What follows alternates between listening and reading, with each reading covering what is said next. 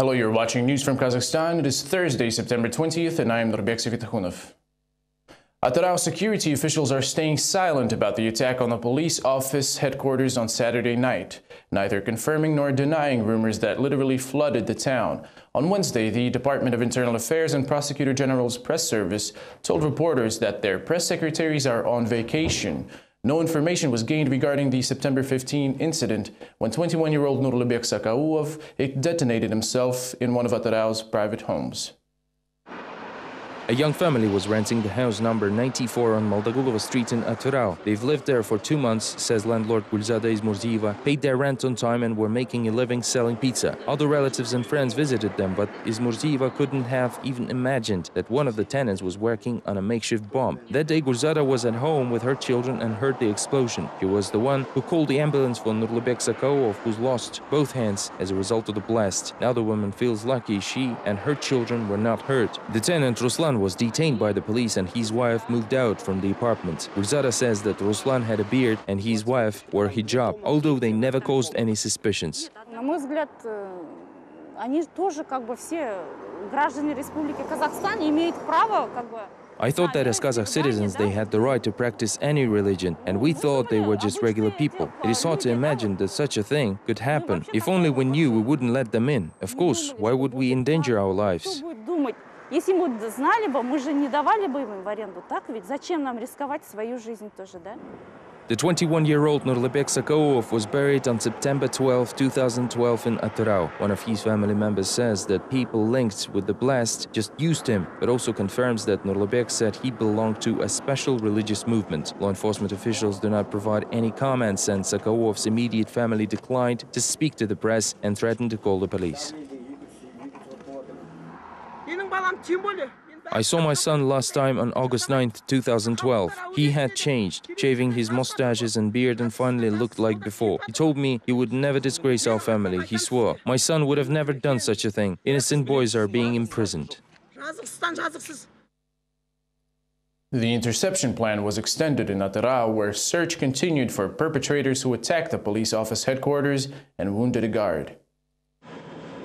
Security has been stepped up at airports, railways and bus stations with installed checkpoints at the entrances to the city, while policemen were issued arms and body armor. 2 types of cars are stopped and inspected, Deo, Nexia and Lada, since these were the types of cars registered by surveillance cameras at the Makhambet Square, where a police officer was wounded less than a week ago. At the same time, officials do not comment on the course of the incident's investigation, which causes the spread of rumors. Local residents even talk of APCs on one of the central streets at night. They're careful not to speak on camera, but name some of the reasons of the incident still. Law enforcement used to work better, and now people could be fighting openly at the street corner and they would just walk away. They don't have anything to do, so they do these kinds of things. It is related to the ex-governor. He supported that religious movement. In political news, every parliamentarian of the lower chamber voted yes on the early termination of Amanjan Ruskali's powers. Thus, the former Atyrau region governor's brother will no longer represent Akjol party in there. Also on Wednesday, parliamentarians ratified several amendments and made a few statements. Our correspondents were in the House of Parliament with the next report. On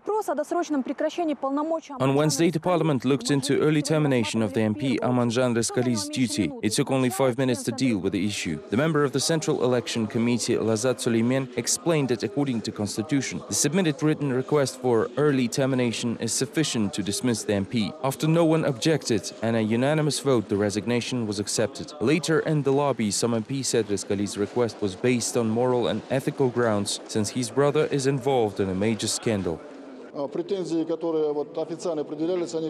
Claims were made officially against the ex-governor of Atyrau region, Bergey Ruskaliyev, who is Amanjan Ruskali's brother. Although no such claims were officially made against the MP, at least for now, he made a step which he felt was the right one given the situation, at least from a personal point of view, and to support his brother. It is his personal decision. Piruashov admits that the situation doesn't help Akjol's position. Other party members attempted to improve the organization's image. Miruert Kazbekova read a request addressed to the Prime Minister. Akjol asks to allow game management staff to carry rifles and handguns following the recent mass murder in Ile-Alatau National Park. The MP surprised everyone, claiming the current legislation is partly to blame for the death of 12 people. Большинство жертв в Ile-Alatauском заповеднике были убиты с нанесением колото-резаных ран.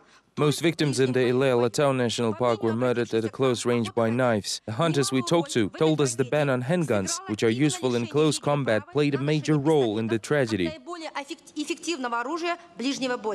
Aside from political and criminal scandals, the parliament also discussed religious issues. The chairman of the Religious Affairs Agency, Kairat Lama Sharif, informed reporters that Kazakhstan have yet to examine the controversial film Innocence of Muslims. Therefore, the video hasn't been officially declared extremist yet, and the authorities didn't ban its presence on the internet, like it was done in several other countries in the wake of violent reaction to the film, which even led to the death of 4 American diplomats in Libya. Towards the end of the session, the MPs reviewed and then unanimously voted for the draft resolution to declare May 7th, the Defenders' Day, a state holiday.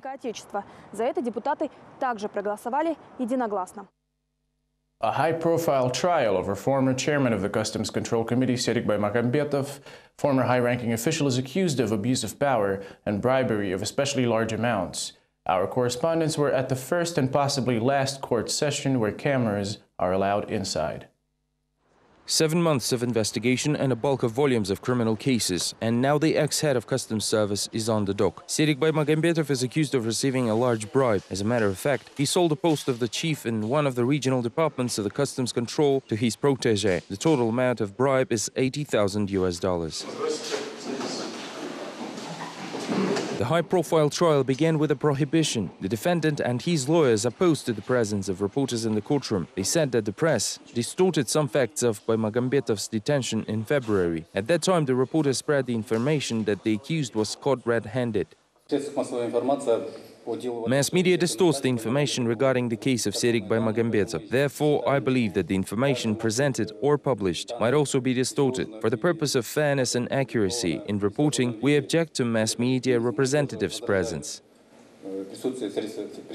The trial met the request of the ex-customs officer and his defending lawyers. The process continued without photo and video cameras and recorders. Mass media representatives may not use video or audio devices. Mass media representatives need to be made aware that they have the right to use video or audio recordings during the pronunciation of the verdict or during passing of the court's decision. As many as 5 lawyers, including the defendant's sister, Aliya Baymagambetova, are defending a former high-ranking official in the court. None of his friends, colleagues and associates turned up at the trial. At these photos, a lawyer, Serik Baymagambetov, was holding a post of the Minister of Internal Affairs. Soon he got the deputy's mandate in the lower house of parliament. A year later, he was appointed the head of the Customs Control Committee after the scandal of the customs exaction on Kazakhstan-China border. Shortly after he managed to remedy the situation, he was dismissed and then accused of what the ex-customs officers at the infamous posts Khorgos and Kolzhat were suspected. However, yesterday, leaving the courtroom, Serik Baymagambetov assured reporters of his innocence. He said he had not been caught red-handed and the fact of receiving a bribe had not yet been established. Moreover, the accused says that the financial police violated the law as they bugged his office before the criminal case was launched. Under the circumstances, those non-public audio-video recording materials prove that I'm innocent, because no money was found and there are no extortion facts in those recordings. The whole situation has absolutely nothing that could be used to prove my guilt. The trial lasted about half an hour. The defending lawyers of Baymagambetov told the court that they didn't have enough time to go through the case files and applied for adjournment. The judge granted the application and postponed the trial to September 28th. The victim of the financial police's special operation exposing corruption, Ms. Gul Abdykazimova, held a press conference in Almaty on Wednesday. 2 years ago, the main figures in the Khorgos case decided to get rid of the entrepreneur as competition. She was asked through the court to be isolated from the public, being accused of smuggling and bribing an official. The woman was sentenced to 7 years in prison. More details next. Mezgul Abdukazimova is requesting a new trial on her case. 2 years ago, she was accused of smuggling and bribing an official. She was sentenced to 7 years in prison. Yet recently it turned out that Abdukazimova became a victim of some kind of a special operation during the confrontation between National Security Committee and financial police. The main person involved in corruption scandal of Khodrogos Customs, the leader of the organized criminal group, Talghat Kayrbayev, chose the entrepreneur as a victim. Customs officer Talghat Makhatov threatened her, while financial police officer Zhomabekov was extorting money. Law enforcement operations cannot manipulate the citizens of Kazakhstan. No one should suffer from some shady operations related to Khodrogos, Kolzhat, and Druzhba. They tried to make a smuggler out of her and forced her to bring money to unknown individuals. Recently, Abdukazimova became a subject of interest for investigators, although not as a victim but as a witness. She was requested to testify against the suspect Kayrbayev. However, the businesswoman has never met him personally, but she agreed with pleasure to write about threats and extortions of the police. In order to interest the women in cooperation, the security forces even showed her the transcript of conversations of those who caused her trouble. That is Makhatov talking to the customer Kayrbayev over the phone. Hello, my friend. Mezgul was just sentenced to 7 years in prison. It's done, brother. You owe me a day in the sauna. Shame on you. It's been already 6 months and you want me to pay for the sauna? Okay, brother. Then sauna it is. Basically, Zhomabekov and Makhatov framed me to 7 years in prison for a day in the sauna. Abdukazimova and her lawyer filed a petition to the city and the General Prosecutor's Office requesting to review the case. The recent resignation of Amirkhan Yestayev, the prosecutor of Almaty, turned to be a good thing for the woman. She filed a statement, which means it will be reviewed. She may only appeal to the Supreme Court with new facts. They will decide on it. A decree should be issued by the Supreme Court. 2 years ago, Abdukazimova gave the first press conference where she mentioned the criminal groups on the road between China and Kazakhstan. A week later, she was arrested on charges of smuggling. 7 months later, the Medeo court issued a guilty verdict, which was then postponed due to the fact that Mezgul had an underage daughter. At a Wednesday briefing, Abdukazimova emphasized that everyone needs to know about it. The innocent people were placed behind bars as a result of this special operation, and now is the time to set them free. In international news, Russian President Vladimir Putin arrived in Kazakhstan with a working trip. Together with his colleague Nursultan Nazarbayev, he will take part in the Inter-Regional Cooperation Forum in Pavlodar. Before accepting his Russian counterpart, President of Kazakhstan visited multiple objects in Pavlodar. First, the head of state went to electrolysis plants, then took part in the opening of the long-in-construction cardio center, and finally stopped at the recently finished new sports complex, where he met with the members of the Olympics team. I congratulate you with such a great result. That's a great present to all of us. And now you should collect more medals. It is expected that more than 10 agreements will be signed by the end of the forum. Some contracts, like the one on the changes of oil supply conditions, were already approved by the parties on Wednesday. The presidents agreed on the implementation of joint projects in car making and helicopter production, as well as power generating unit construction for the Ekibastuz plant. Nursultan Nazarbayev proposed Vladimir Putin to set up a Baikonur Innovation Forum for space-related projects. The heads of states also touched upon Russia's entrance in WTO and praised the work of the customs union. I'd like to use this opportunity to congratulate Russian colleagues with the WTO entry. We also look forward to do it, and we will do so as we agreed with mutual support offered by the Russian side.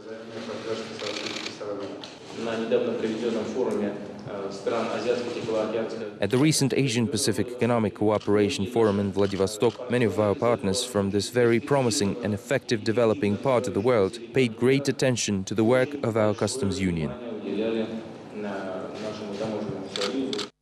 Analysts assume the issues of the customs union and a single economic space will be discussed by leaders of the two states within the framework of an informal meeting.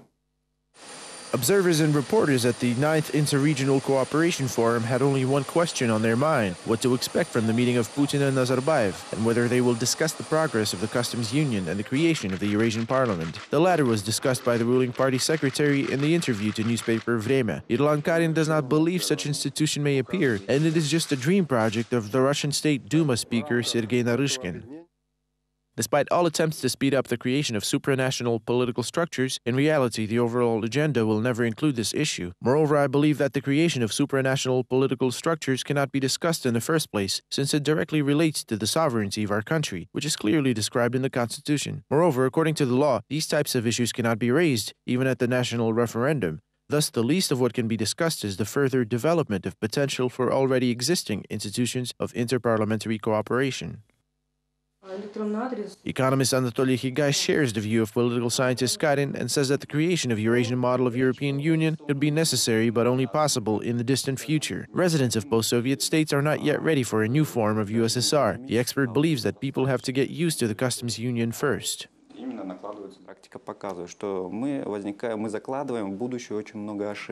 The past experience shows that we are expecting big risks, not so much economic but perhaps political, as the society is not yet ready for it, and the situation could widen the gap between our states.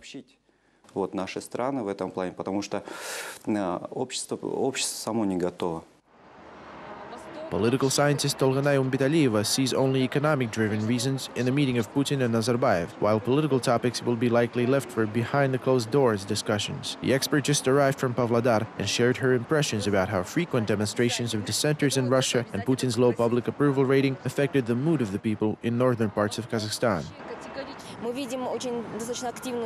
We saw how active the civil society is and how negatively it views the Eurasian Union. The president's administration decided to postpone the resolution of this issue. In addition, we see that two senior officials, Karin and Ashambayev, believe in the prematurity of this idea.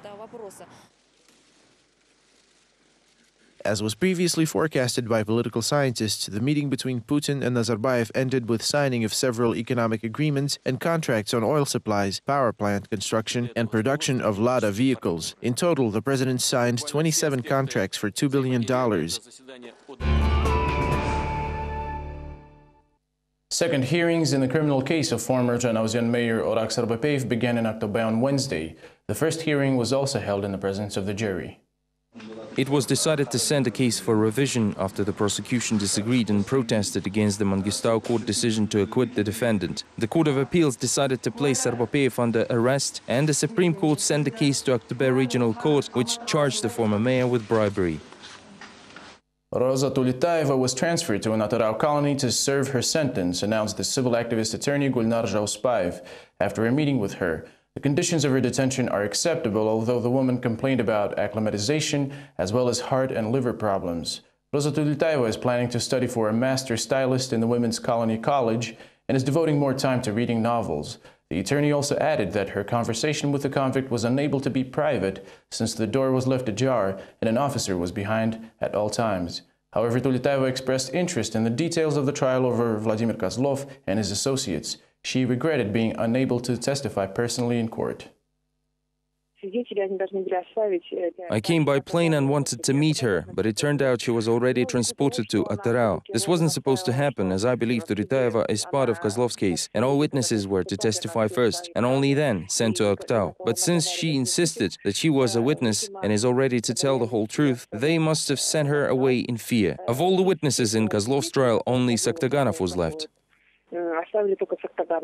The lawyer also noted that Tulitaeva didn't agree with the court's verdict and an appeal will be lodged in the near future. In addition, the civil activist is waiting to meet her family and friends. Gulnar Jauspaeva believes the right to communicate with the accused will be granted at the end of the week. Roza Tulitaeva was arrested on January 6 this year and until now was locked in the temporary detention facility in Aktau, facing charges for organizing mass riots. During her testimony in court, the woman spoke of tortures she had been subjected to. However, the prosecutor's office didn't confirm the facts and after a short review refused to re-examine the case. The verdict was passed on June 4th, sentencing Tulitaeva to 7 years of prison. In August, the Court of Appeals reduced the term to 5 years.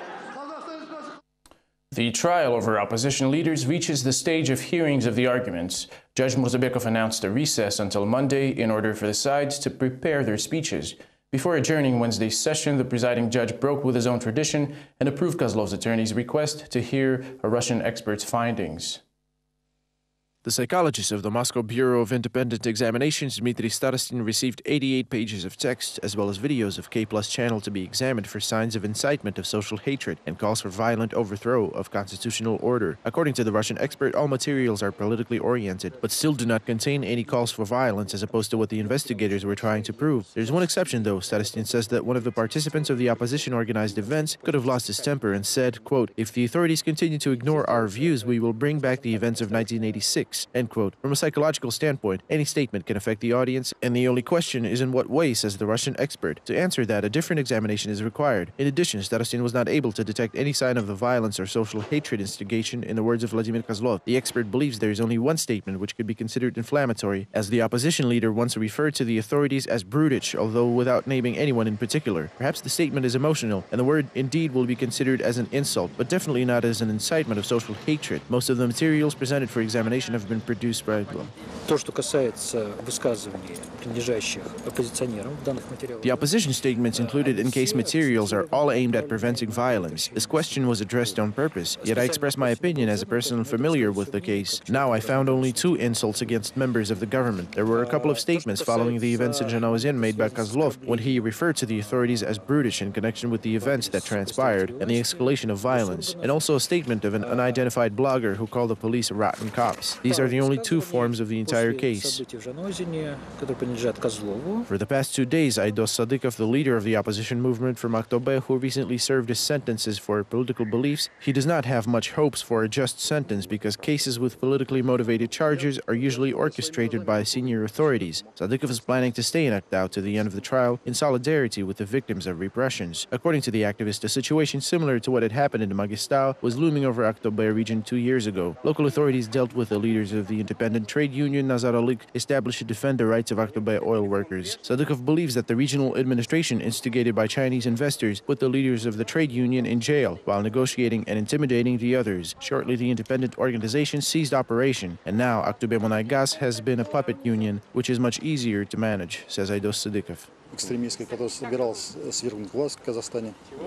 They are trying to prove that Vladimir Kozlov was a leader of some gang that tried to overthrow the government. They focus all their efforts on this issue, using Kozlov's associates, including Amirova and Aminov. It all builds into a system with the sole purpose to blame everything on Kozlov and Ablazov, who is next in line. Hearings over the petition of the leaders of NSDP Azad to the mayor Yusimov, his deputy Serexi Dumanov, and secretary of the lower chamber of parliament Mukashov continue in Almaty. On Wednesday, opposition members presented official documents from the 17th Convocation of Parliament as of 2005, where it was decided to provide the area at the back of Sargarka Cinema for protest actions. The legitimacy of this decision was questioned by the opposition members. According to the documents, the decision of the lower chamber of parliament has a recommendatory nature. Thus, Almaty residents are not obliged to hold all their protest actions at the indicated location. To recount, this is one of the main arguments of authorities in denying to hold protest actions in the center of the city. Plaintiffs had no grounds to say that we don't have these documents. We have the original and carbon copies of documents that will be presented to you. These documents refute the arguments of plaintiffs about the infringement of procedures. However, after reviewing the copies, members of the Azad party expressed doubts on their authenticity. Azad co-chairman noted that some dates in the document were altered, which undermines their legal power. In response, the attorney offered to compare the copies with the originals. Social Democrats said they will look at both versions and announced their conclusion during the next hearing. Later during the session, the video of the Lost Dissenters rally was shown to the court. This way, Azad members attempted to prove that despite city administration's claims, the rally was conducted with all due respect to the law. The political culture in the state, and particularly in Almaty, reached a high level. This political culture stands higher than that of the authorities, which makes such decisions and conduct sessions of city council with indifference. The Kazakh intellectual elite, jointly with national patriots headed by Mukhtar Shakhanov, appealed to the citizens of Kazakhstan with an explanation on why the country needs a referendum. Poets, writers, and scientists believe that this way they will be able to force the authorities to start considering public opinion. The idea of the referendum was voiced on Tuesday. Among the questions raised is the creation of the Eurasian Union, election of governors, and the return of natural resources to the people. A total of 36 people signed the appeal.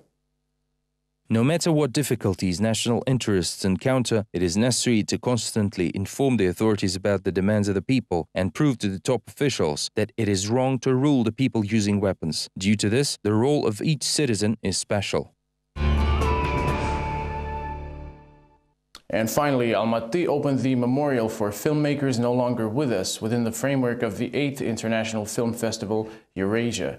The solemn ceremony was attended by well-known Kazakh and foreign film directors and actors.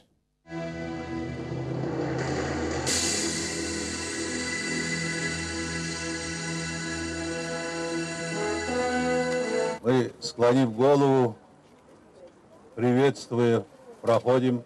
Thank you for the memorial. Every time we walk by, we'll bow our heads and realize that we had covered a long way along with these great people. С этими людьми, великими людьми. 26 stars are embedded at Kazakh Film's Walk of Fame. On Wednesday, 3 more were added with the names of Kazakhstan's artists Raisa Muhammedyarova, Tamara Kasubayeva and Nurjuman Ikhtimbayev, all known for starring in dozens of films, most of which are considered Kazakh classics.